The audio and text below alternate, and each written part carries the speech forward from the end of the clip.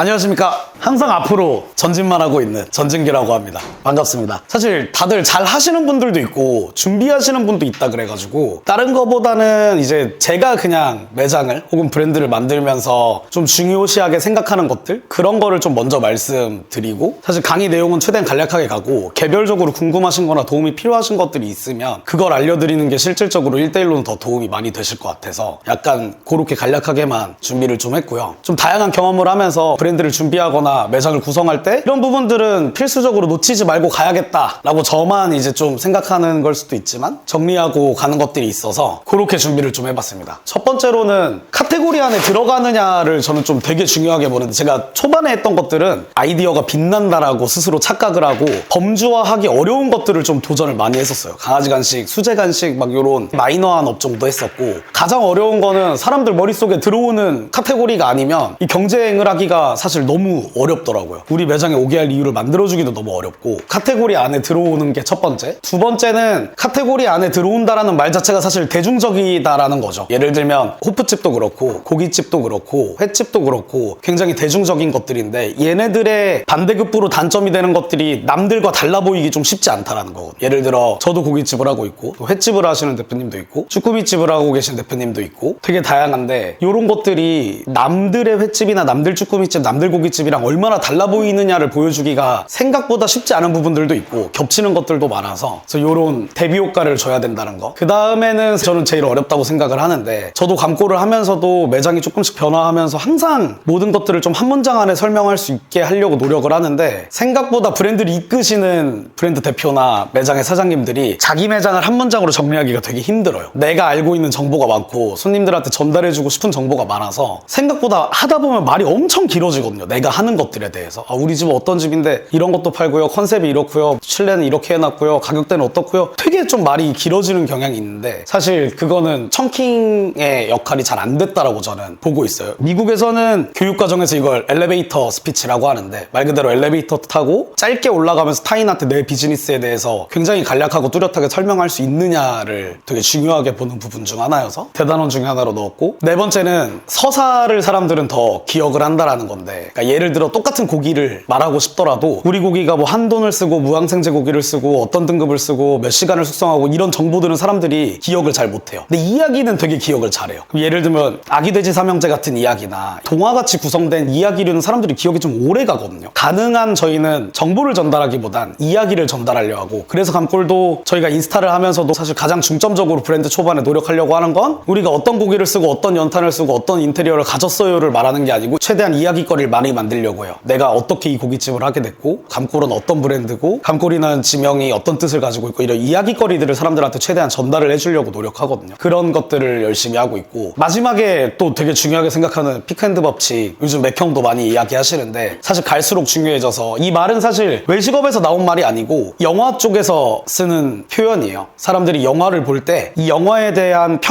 평점을 높게 주느냐 낮게 주느냐가 딱 두 가지 포인트만 본다. 영화의 클라이막스, 피크 부분, 그다음 마지막 엔딩, 결말 부분, 이 두 개가 어땠느냐에 따라서 사람들이 최종적으로 이 영화가 어땠느냐를 평가한다라고 해서 영화 쪽을 평론하는 분들이 되게 많이 쓰시는 말인데, 저는 음식점도 사실 마찬가지라고 봐서 사람들을 꼬시려고 마케팅을 열심히 하고 좋은 식사 경험, 맛있는 메뉴를 주려고 피크에 정말 한 80%가 넘는 비중을 투자를 많이 하시는데 생각보다 엔드가 잘 없어요. 엔드라는 게 정말 단순한 것들일 수 있는데, 기사식당 같은 곳으로 따지면 믹스커피를 주는 그런 정말 작은 경험일 수도 있는데, 이 마지막 엔드에 대한 경험을 우리 가게는 어떻게 주고 있느냐를 사실 잘 못하시는 분이 되게 많거든요. 예를 들면 세관그린푸드라는 회사는 되게 많은 브랜드들을 하고 있고, 산청수풀가든도 하고 서감생소금구이도 하고 많은 브랜드를 하지만, 그 사람들은 그 상하목장 아이스크림을 주는 걸 자기 브랜드의 엔드 사람들이 각인돼서 나가는 효과로 어떻게든 정형화하려고 사실 브랜드가 다 다름에도 똑같은 장치들을 계속 반복하고 있잖아요. 그래서 이런 것들이 저는 되게 중요하다고 봐서 이렇게 먼저 대단원을 간단하게 정리를 해봤습니다. 그래서 저도 운영하시는 매장들을 시간이 막 아주 많진 않아서 엄청 면밀하게 못 봤는데 하나씩 봤는데, 예를 들면 오소 참숯가마라는 브랜드는 마지막 고객들한테 어떤 서비스를 주시고 계신지. 사실 나갈 때 그거밖에 없어요.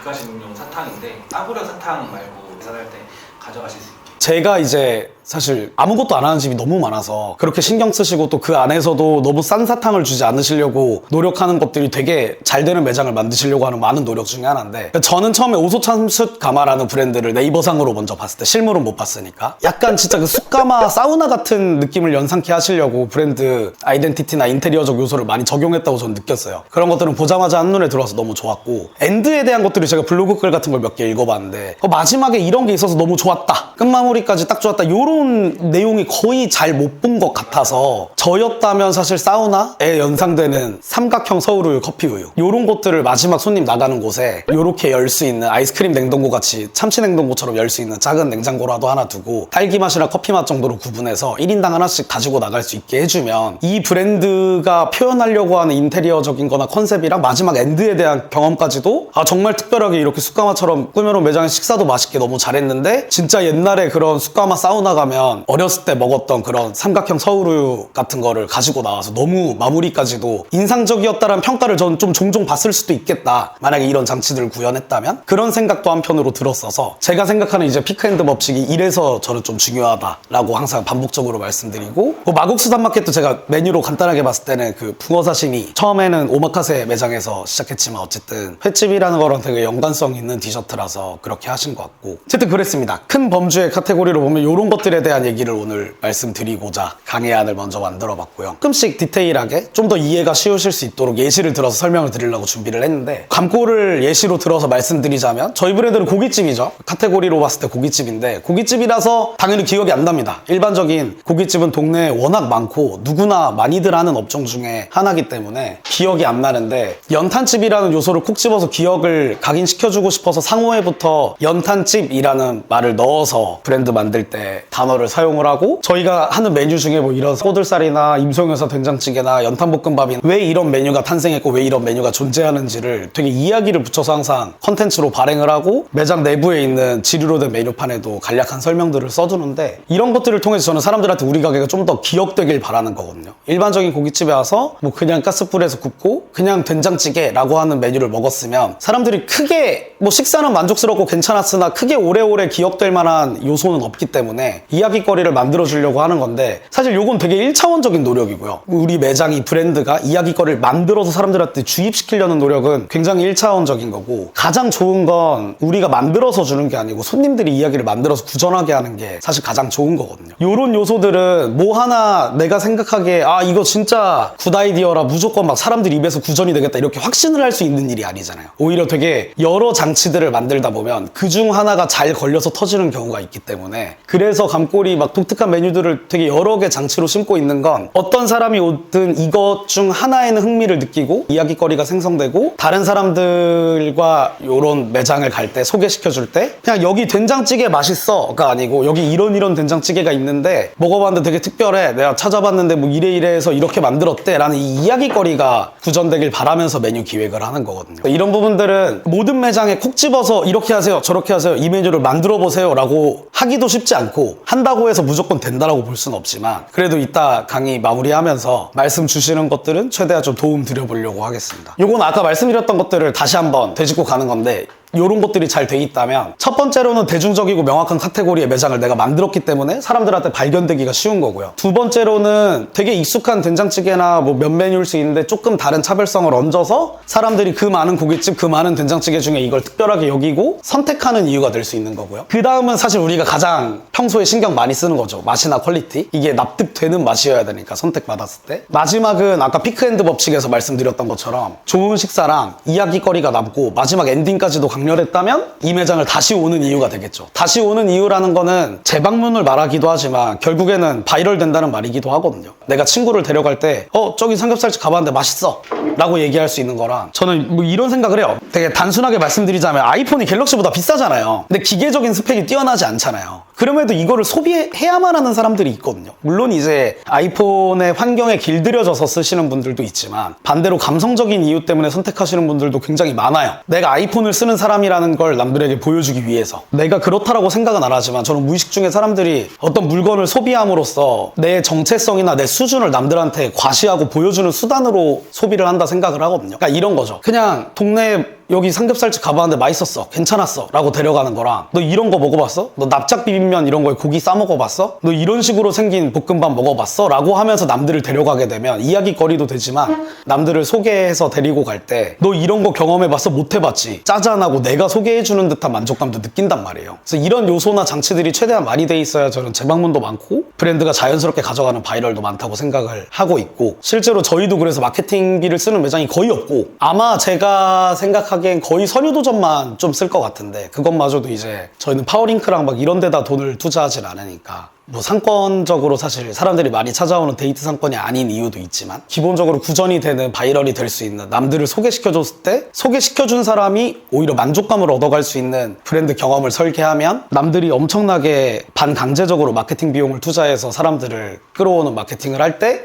그만한 비용 들이지 않고도, 혹은 그 비용을 들였을 때 남들보다 더 큰 효과를 얻어갈 수 있기 때문에 이런 장치들을 하려고 노력을 한다라고 이해해 주시면 될 것 같아요. 그러니까 반대로 이제 안 되는 가게들 특징인 거죠. 뭔가를 주면 사람들이 이해를 바로 못하고 설명을 해줘야 되고, 메뉴 하나가 나갈 때 이게 왜 특별한지, 어떻게 먹어야 되는지 엄청 구구절절 설명해야 되고, 혹은 받은 사람들이 이게 뭐지? 라고 다시 한번 생각해야 되고, 마지막으로는 정말 맛있고 괜찮았지만 그냥 기억에 없는 집, 이 동네 근처에서 고등어구이집이든 청국장집이든 떡볶이집이든 먹어봤는데 다시 그 집 앞을 지나가기 전까지는 딱히 기억나지 않아서 그냥 머릿속 저편에 잊혀져 있는 매장들, 요런 구조들이 잘 짜여 있지 않으면 요런 단점들이 있다라고 말씀드리는 거고, 이게 생각보다 저도 맥형 아카데미에서 강의를 들었고, 제가 맥형을 만나게 된 이유 자체가 여기 와서 강의 들어서 만난 거예요. 따로 뭐 사업을 하다 알게 된 사이가 아니고, 처음에는 2시간에 70만 원 내고 1대1 면담도 따로 신청해가지고 수업 듣기 전에 맥형한테 제가 가지고 있는 고민들도 말씀드렸었고, 근데 강의 들으면서 저도 그런 생각을 했어요. 처음에는 이 몇백만 원짜리 강의가 엄청 큰 기대심도 있었고 어떤 것들을 배우게 될까라는 생각도 되게 많았는데, 마지막에 가장 크게 만족했던 거는, 우리가 강의를 많이 들으러 다니고 공부를 많이 하다 보면은 계속 쌓이는 게 늘어나고 지식이 늘어난다 생각하는데,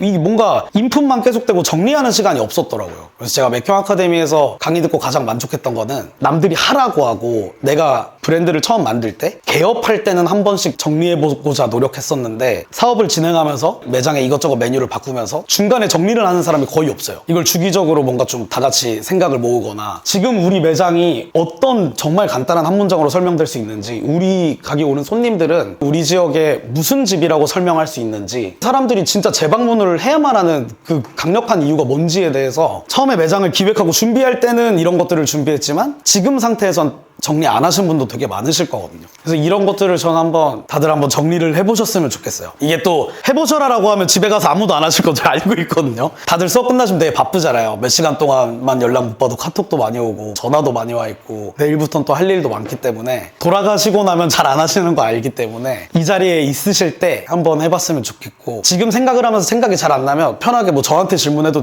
좋고, 이제 몇 주 동안 같이 하셨으니까 동기분들끼리 우리 매장이 지금 어떤 문장으로 설명될 수 있고 손님들이 왜 꼭 다시 와야만 하는지 서로 한번 얘기해 보셔도 될 것 같아요. 뭐 이론적인 거는 사실 길게 설명은 안 드리려고 해요. 이론적인 게 너무 길어지면 진짜 너무 원론적이라, 제가 했던 것들이나 그냥 저라는 사람이 뭐 보통 어떤 생각을 하고 어떻게 만드는지를 좀 더 보여드리고자 하는데, 혹시 정리 한번 해보셨을까요?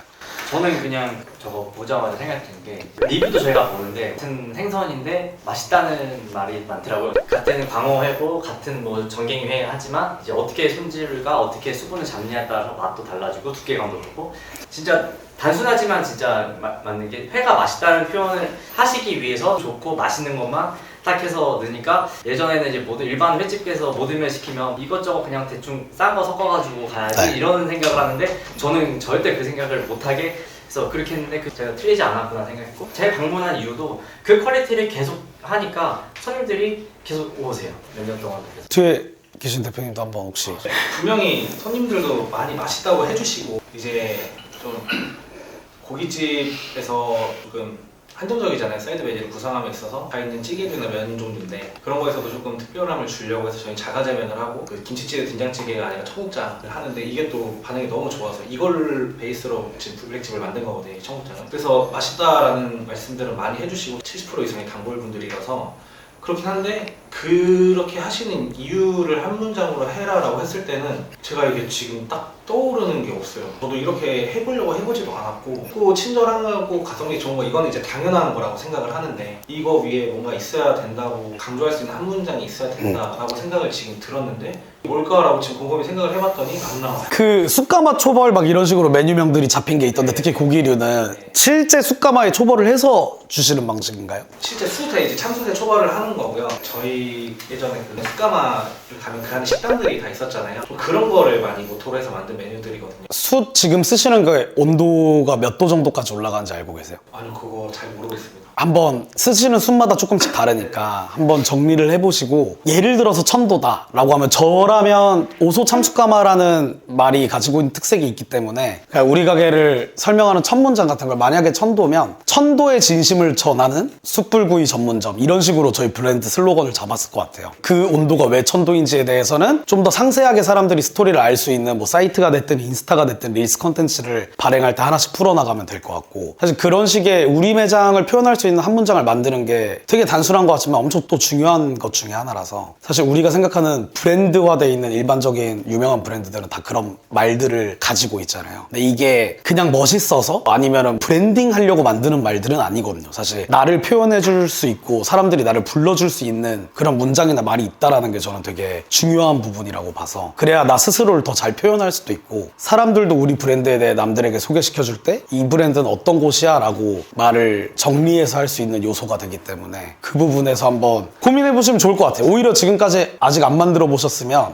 이번 기회에 한번 만들어 보시려고 하면 이미 컨셉이나 이런 건 되게 강렬하게 잘 짜져 있는 브랜드이기 때문에 더 이 브랜드를 정리해 나가는 데 있어서 도움이 많이 되실 것 같아요. 대표님은 혹시 제 나름대로 기획할 때는 저희 이제 제가 이제 신도시 상권이다 보니까 애들이 많잖아요. 근데 이제 엄마들이 좋아하다 보니까 애들이랑 같이 먹기가 이제 좀 어렵다고 옆에 불판을 따로 만들어서 애들은 고기를 구워 먹을 수 있고 엄마랑 아빠는 매운 거 먹을 수 있게끔 하는 게 좀 기획으로 짠 거거든요. 파전 같은 경우에도 이제 좀 다른 데보다 특별하게 하기 위해서 조금 이제 듬뿍 넣어가지고 비주얼적으로 좋게끔 만들어서 좀 사이드 메뉴를 만들었는데 첫 문장으로 하라고 하니까 우리 어떻게 말을 할지 뭐 대표님이 지금 저도 되게 특색 있다고 느꼈거든요. 쭈꾸미 불판 옆에 고기 굽는 판이 있어서 이 두 가지 음식을 같이 먹을 수 있다는 게 되게 특별한 특색이 있다라고 저는 느꼈는데 방금 설명하셨잖아요. 만드시면서 신도시 상권이고 애기들도 같이 와야 되고 이런 것들 때문에 이렇게 만드셨다고 그걸 그냥 문장화 시키면 될 것 같아요. 예를 들어서 진짜 오히려 과장해서 영유아부터 함께 즐길 수 있는 쭈꾸미 맛집 뭐 이런 식으로 말을 만든다든지 사람들이 문장 하나를 딱 봤을 때 아, 뭐 먹을까 고민했었는데 왜 이 말이 있지? 한번 볼까? 라고 봤을 때 삼겹살을 같이 파네? 우리 애기 데려가도 되겠다 라는 판단이 들 수 있게끔 왜냐면 대표님 지금 얘기하신 것처럼 그 상권 내에서 특히 여성분들이 매운 거 자극적인 거 많이 좋아하시는 편인데 남성들보다 그런 표현을 한마디 문장으로 정리해서 던져주시면은 사람들이 이 메시지가 딱 관통되니까 더 이 매장을 선택하는 데 있어서 의사결정이 빠르게 될 것 같거든요. 아마 그런 고민하시는 분들 많을 거예요. 현실적으로 외식 막 메뉴 찾다가 뭐 엄마는 진짜 쭈꾸미만 먹고 싶은데 아직 애기들이 어려가지고 아 여기 가면 매워서 뭐 우리 애랑은 못 먹겠다 뭐 이거 갈라니까 어제 먹은 거라 질린다 이거 갈라니까 오늘은 이게 안 땡긴다 막 이럴 때 이런 던져주는 메시지 문장 하나가 저는 사람들을 확 꼬아올 수 있는 부분이라고 생각을 해서 한번 해보셨으면 좋겠어요. 그러니까 예를 들어 제가 블루쇼 파스타라는 매장을 한 3, 4년 전에 용인 수지에 오픈을 했는데 엄청 잘 됐어요. 신도시 상권은 아니지만 아줌마들 되게 많이 사는 아파트 항아리 상권에서 시작했는데 14평에서 7,000을 팔았거든요. 항상 거기서 이제 제가 뽕을 맞아가지고 연남동 너무 이렇게 꿈의 무대 그때 이제 거의 지금의 성수동 같은 곳이었으니까 너무 가고 싶고 우리 직원들 막 연남동 진출한다 하면 막 애들 막 신나가지고 막 엄청 기대하고 해서 엄청 무리해서 올라왔어요. 돈을 막 모은 상황도 아니고 이랬는데 연남동 완전 끝자락에 말도 안 되는데 진짜 들어갔거든요. 그래서 첫 달에 2,000을 팔더라고요. 평수가 더 커졌는데 더 매장을 이쁘게 꾸몄는데 더 돈을 많이 들였는데 내가 하던 용인 수지라는 동네 상권보다는 훨씬 좋은 상권인데도 그때 마케팅비를 한 달에 1,000만 원씩 쓰기도 했고요. 엄청 노력을 많이 했는데 생각보다 매출 고점이 안 오르더라고요. 그래서 그때 되게 많이 공부도 하고 많이 고민도 하고 많이 도전도 하다가 딱 느꼈던 게 이런 거였어요. 사람들이 지금 내 상황에 필요한 걸 들이밀면 그때부터 가격이 중요해지지 않는다 라는 게 저한테 엄청 와닿았거든요. 뭐 예를 들어서 내가 지금 당장 뭐 발리에 놀러 갔어요. 일반적인 선크림은 챙겨왔는데 뭐 스킨스쿠버 이런 거 할 생각이 없었는데 방수되는 선크림을 안 사왔어요. 평소엔 올리브영 가서 선크림 이거 용량별로 따져가면서 10ml에 얼마니 그렇게 따져대던 사람들이 내 상황에 필요한 물건이 눈에 들어오는 순간 사람들이 다 부자가 되거든요. 뭐 그래서 연남동에서 뭐 제가 파스타 맛집이라고 일반적으로 주장하기도 좀 어렵고 뭐 거긴 잘하시는 분도 워낙 많고 매장도 워낙 많으니까 그때는 이제 가져갔던 키워드가 청첩장 모임 맛집이었어요. 연남동이라는 지리적인 특성 자체가 동네 주민들이 와서 소비한다기보다는 뭔가 약속을 잡고 오시는 분들이 많은데 우리가 하고 있던 파스타 메뉴가 애기들, 그러니까 완전 20대 초반 MZ들한테 겨냥이 되기에는 제가 생각해도 메뉴가 좀 연령대가 있더라고요. 그러니까 제가 했던 것들이 막 요리사 뽕이 그때 안 없어져가지고 그러니까 일반적인 애들 좋아하는 막 매콤 로제 파스타 안에 나는 그런 거 저 알리올리오도 안 팔았고요. 파스타 전문점인데 까르보나라도 없고요. 로제도 없었어요. 그러니까 우리가 하는 음식이 다 되게 어려워요. 막 메뉴명이 뭐 트러플 크림 리가토니 파스타, 캐비어 엔초비 파스타 막 이런 이름들인 거예요. 그럼 30, 40대 뭐 정도 되는 혹은 20대 후반대 정도 되는 여자분들이 연남동에서 가장 많이 모이는 경우의 수가 뭐가 있을까를 서치하다 보니까 청첩장 모임이 생각보다 되게 많더라고요. 그거 하기에 우리 매장이 좋아요라는 표현을 한 브랜드 혹은 매장이 그때 당시에 단 한 개도 없었어요. 그 수백 개가 넘어가는 음식점이 있는 그 상권에서 그거를 마케팅 포인트로 키워드로 삼아서 플레이스 광고도 그걸로 돌리고 블로그 컨텐츠 발행도 그걸로 했는데 생각보다 엄청 그게 잘 터져서 연남동 매장이 큰 건 아니었지만 그래봤자 28평인데 내부 화장실 포함해서 저희가 한 1억 4천 정도까지 팔았거든요. 완전히 그 성지가 돼버려가지고 그때는 막 생화도 사놓고 다 청모하러 오니까 생화 나눠주고 막 그랬어요. 그래서 그런 식도 했었고 감골련탄집도 마찬가지로 선유도 상권이 너무 안 좋은 상권이라 저희도 들어가기 전에 고깃집 수요에 대한 리서치를 하잖아요. 오픈업으로 요즘 매출이 잘 나오니까 보는데 한 6개 매장이 매출이 다 2,500 언더더라고요. 그럼 또 여기서 엄청 힘든 싸움을 해야 되는데 어떤 마케팅 문구를 우리는 가져갈까 고민하다가 초반에는 감골이 굉장히 많이 밀었었던 말 중에 하나가 부장님께 칭찬받는 회식 맛집이었어요. 사실 나머지 고깃집들은 보면 마케팅 키워드를 죄다 48시간 숙성 한돈 어쩌고 드라이 에이징 어쩌고 이거잖아요. 근데 저는 그런 말이 눈에 하나도 안 들어와요. 그 말들은 이미 너무나 많은 사람들이 쓰고 있고 너무 피로도가 많이 심해진 내 상품에 대한 설명이라서 이건 안 되겠다. 제가 아까 말씀드렸던 것처럼 상품에 대한 설명보다 상황에 대한 설명 말씀드렸잖아요.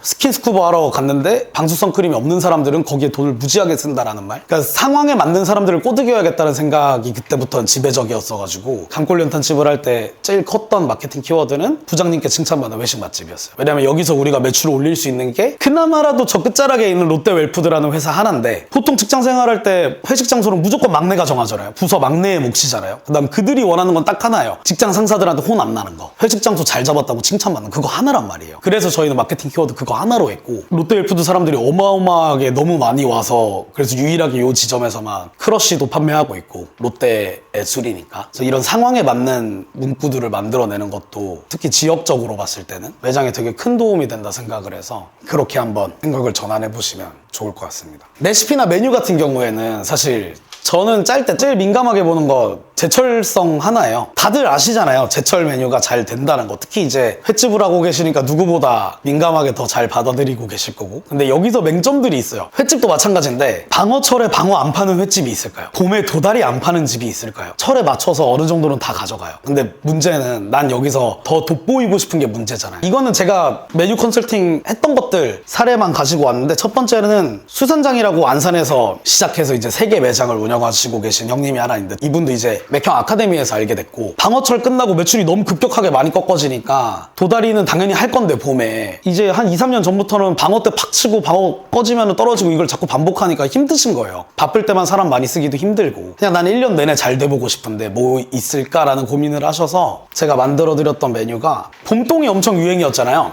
봄동 도다리 막회를 하자 그랬어요. 사람들이 미쳐있는 엄청 컸던 키워드인 봄동에 횟집이어서 당연히 하실 것 중에 하나인 도다리를 합치자. 그 맛장조개처럼 이 막회 스타일로 뭔가랑 같이 먹는 걸 사람들은 좋아하고 대중성 있다는 건 이미 검증됐는데 안 할 이유가 뭐냐 라고 해서 봄동의 도다리를 합쳐버린 봄동 도다리 막회로 간 거고 이런 것들을 설명드리는 이유가 되게 많은 분들이 특히 고깃집이라든지 밥집이라든지 면집 하시는 분들이 생각보다 사고 확장이 잘 안 되세요. 아 뭐 이런 거 제철 유행하는 거 다 알겠는데 나는 뭐 고깃집인데 도다리를 쓸 수 있는 것도 아니고 광어 뭐 필렛 잡을 것도 아니고 라고 하시는 분들이 많아서 일부러 레퍼런스로 보여드린 거예요. 똑같은 사시미를 다루는 이 작가야지만 남들이 다 생선에만 국한돼 있을 때 봄동이란 새로운 콘텐츠가 나왔을 땐 같이 결합해서 분명히 보여줄 수 있는 게 있다 라고 말씀드리는 거고 감골도 일부러 된장찌개 같은데 이제 봄 냉이 들어간다고 엄청 콘텐츠 발행해서 이제 사람들한테 설명드리려고 하는 게 있고 실제로 저희는 작년 겨울에는 굴 팔았었고 그렇게 제철성을 가져가려 하고요. 모찌방앗간 같은 브랜드도 이제 모찌 붕어빵을 하는 집이지만 버터떡이 유행했을 때 모찌 버터떡이라고 해서 버터떡에 같이 편승해서 가는 거고 정도고 실제로 매출도 굉장히 많이 좋았었고, 이거는 제가 말씀드렸던 제가 아는 파스타집인데, 파스타집도 제철 메뉴를 막 따라가라 그러면은 되게 어렵다 생각하실 수도 있는데, 냉이 된장 크림 리조또 이런 식으로 봄철에는 이런 시도를 하고, 여름에는 삼계 리조또라는 메뉴를 만들어서 크림 리조또 할 때 인삼가루 같은 거 살짝 넣어서 인삼향이 살짝 나는 크림 리조또에 닭다리 콩피한 거 올리고 삶 튀긴 거 얹어주고, 그래서 어쨌든 저는 제철성을 모든 브랜드에 있어서 어떻게든 따라가려고 많이 노력을 하거든요. 그러니까 이게 꼭 횟집만 진짜 겨울에 방어할 수 있고 봄에 도다리 할 수 있고가 아니고, 일반적인 밥집이든 고깃집이든 어떤 브랜드가 됐든 하고자 하면 충분히 할 수 있다, 사고의 확장을 한 번만 해보면 충분히 다양한 메뉴를 결합할 수 있다라는 거고, 뭐 혹시나 여기서 하신 분들이 있어서 세게 말씀드리면 안 되긴 하지만, 제가 제일 피하려고 하는 게, 최근에 봄동 비빔밥 엄청 유행했을 때 정말 많은 고깃집들이 봄동 비빔밥을 사이드 메뉴로 내놓더라고요. 그런 게 저는 이제 가장 별로, 봄동 비빔밥으로서 유행한 거지 삼겹살집에서 그걸 판다고 해서 사람들이 그 집에 갈 이유는 전혀 안 된다고 저는 보거든요. 되게 냉정하게 내가 소비자라 생각하고, 이 앞에 족발집이 있는데 아무리 인스타에 봄동 비빔밥이 많이 떴다고 하지만 저 족발집에서 배너 걸어놓고 봄동 비빔밥 게시라고 써놓으면 저 족발집에 들어갈까라고 생각해보면 저는 그런 사람들 거의 없다고 봐요. 반대로 봄동이 유행할 때 봄동 도다리 막회 같은 메뉴를 만들어서 내놓으면 그건 궁금해서 가본다고 저는 생각을 하고, 어쨌든 실제로 굉장히 잘 터져서 지금 12평 정도 되는 매장에서 한 달에 5천씩 팔거든요. 메뉴 거의 매일 소진이어서 봄동 도다리 막회 저녁에 좀 늦게 가면 아예 못 먹을 정도로 굉장히 잘 되고 있어서, 이런 식의 제철성을 가져가는 메뉴를 지금은 가장 모든 사람들이 심도 있게 집중해서 해야 된다 생각을 하고, 이거는 맥형도 많이 얘기하셨을 수도 있는데 이거 진짜 저는 좀 많이 중요하다 봐요. 되게 음식점 하시는 분들 보통 메뉴 하나를 만들어 놓으면은 맛을 안 바꿔요. 예를 들어 우리 집 쭈꾸미가 엄청 잘 돼요. 그러면 보통 매출이 정말 몇 년 후에 빠지고 막 고민이 깊어지기 전까지는 이 양념이나 맛에 대해 아무도 손을 안 대세요. 왜 안 대시는지 모르겠는데, 이 설명을 드리려고 하는 이유가, 감골하면서 제 소스 맛을 굉장히 많이 바꿔요. 매운맛이나 단맛을 엄청 주기적으로 조절해요. 근데 맥형도 이제 왜 그렇게까지 많이 바꾸냐, 예를 들면 저희 지금 고추장 연탄 불고기 소스가 그 메뉴를 판 지가 1년이 안 됐는데 8번째 바뀌었거든요. 드셔보셔서 맛의 차이를 느꼈는지 모르겠지만 미세하게 진짜 5% 10% 정도씩 계속 매운맛을 바꿔요. 그러니까 이런 노력들을 하는 이유가, 우리가 신라면이라고 하면은 그냥 대기업에서 되게 상징적이고 맛있는 라면 하나 만들어 놓고 지금까지 5년, 10년, 20년 파시는 줄 아시는 분들이 있는데, 농심이 그때 연구원들이 다큐멘터리에서 인터뷰하는데 신라면 맛이 최소 20번 넘게 바뀌었더라고요. 엄청 크게 리뉴얼되는 경우의 수만 있는 게 아니고 정말 미세하게 맛을 자주 조절해서 지금까지 총 20번이 넘게 바뀌어 왔다고 하더라고요. 그러니까 이런 부분들이 사실 더 작은 규모의 동네에서 스몰 비즈니스를 하고 있는 우리가 놓치지 말고 바라봐야 되는 지점이라 생각을 하는 게, 뭐 찌개가 됐든 양념이 됐든 뭐 하나 만들어 놓으면 보통 맛을 잘 손을 안 대려고 하셔서, 이미 이거는 내가 많은 시간과 공을 들여서 맛있게 만들어 놓은 소스 끝! 그럼 항상 새로운 거에 대해서만 도전하고 고민해요. 이미 만들어 놓은 자식에 대해서는 아무도 관심이 없고, 저거는 맛있는 메뉴니까 누군가가 맛이 조금 심심한 것 같아요, 조금 더 매웠으면 좋겠어요, 이런 얘기 해도 주관적인 평가로 치부해버리고 넘어가 버리거든요. 매장을 하시는 사장님들이 이거 지금까지 잘 팔렸고 이미 모두가 충분히 맛있다고 인정한 우리 가게 되게 스테디셀러인데 뭐 한두 명이 와서 뭐 더 매웠으면 좋겠다 이런 얘기 한다고 무시해버린단 말이에요. 생각보다 한국 사람들 매운맛에 대한 이 정도가 되게 빠르게 엄청 자주 변합니다. 불닭볶음면 뭐 매운맛 변경 역사 이런 식으로 뭐 네이버에 검색해보시면 바로 나올 건데, 불닭볶음면도 출시하고 지금까지 매운맛이 계속 바뀌었어요. 출시 초창기 때 불닭볶음면 지금 신라면 정도 맵기밖에 안 돼요. 이거 사람들이 잘 모르시더라고요. 그래서 저는 사람들이 가장 대중적으로 접하는 신라면이나 불닭볶음면에 매운맛이 올라가는 거에 맞춰서 우리 가게 음식 빨간 양념도 매운맛이 항상 같이 바뀌어야 된다 생각하는 사람 중 하나거든요. 이 사람들이 대중적인 라면이나 간식에 매운맛이 길들여지면 작년까지는 매콤하고 와 있었던 우리 가게 소스가 안 매콤한 그냥 빨간 소스가 되는 게 되게 빠르게 일어나는 일이라서, 이런 부분들을 좀 놓치지 않고 가셨으면 하는 바람에서 넣었고, 이 부분도 마찬가지로 잘 안 되시는 분들이 많은데, 마케팅 필립 코틀러라는 사람이 쓴 마케팅 책을 보면 디지털 원주민이라고 사람들이 표현을 해요. 무슨 말이냐면 MZ세대 사람들은 이 디지털 공간에서 일어나는 거랑 현실 세계랑 크게 다르지 않다 생각을 하거든요. 이게 뭐